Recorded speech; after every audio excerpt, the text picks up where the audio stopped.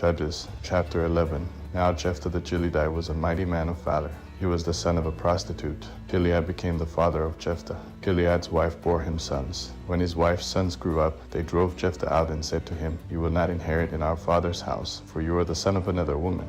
Then Jephthah fled from his brothers and lived in the land of Tob. Outlaws joined up with Jephthah, and they went out with him. After a while, the children of Ammon made war against Israel. When the children of Ammon made war against Israel, the elders of Gilead went to get Jephthah out of the land of Tob. They said to Jephthah, "Come and be our chief, that we may fight with the children of Ammon."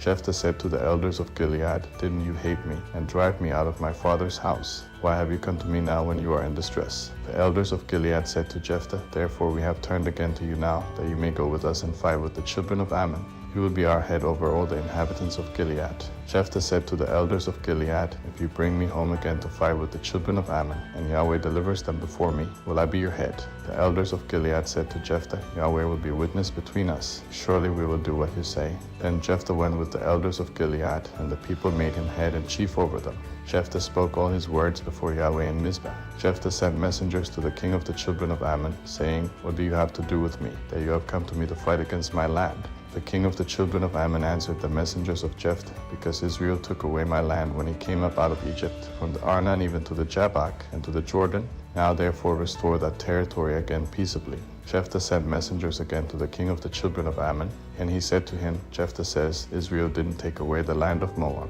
nor the land of the children of Ammon, but when they came up from Egypt, and Israel went through the wilderness to the Red Sea, and came to Kadesh, then Israel sent messengers to the king of Edom, saying, 'Please let me pass through your land.'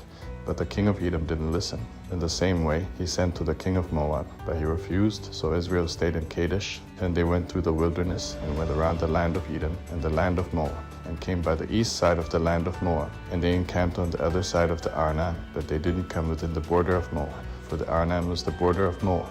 Israel sent messengers to Sihon king of the Amorites, the king of Heshbon, and Israel said to him, "Please let us pass through your land to my place." But Sihon didn't trust Israel to pass through his border, but Sihon gathered all his people together and encamped in Jahaz and fought against Israel.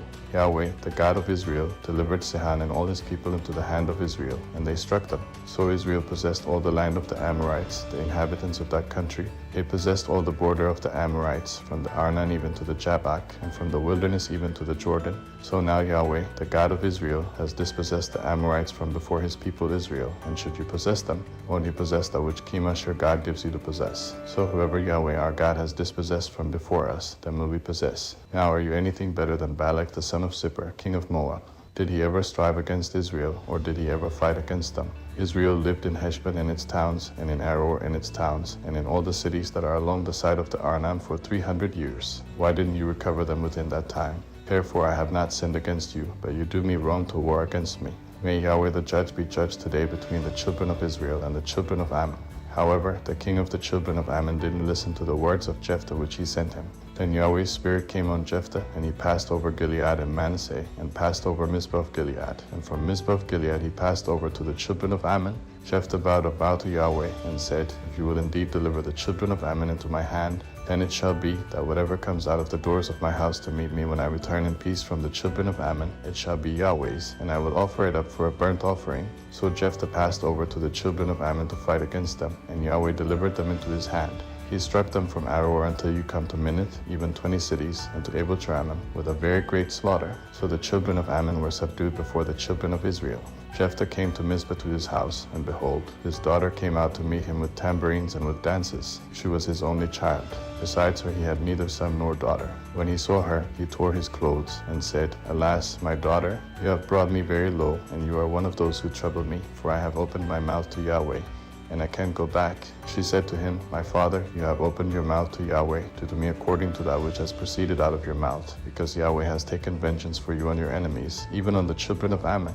Then she said to her father, "Let this thing be done for me. Leave me alone 2 months, that I may depart and go down on the mountains, and bewail my virginity, I and my companions." He said, "Go." He sent her away for 2 months, and she departed, she and her companions, and mourned her virginity on the mountains. At the end of 2 months she returned to her father, who did with her according to his vow which he had vowed. She was a virgin. It became a custom in Israel that the daughters of Israel went yearly to celebrate the daughter of Jephthah the Gileadite 4 days in a year.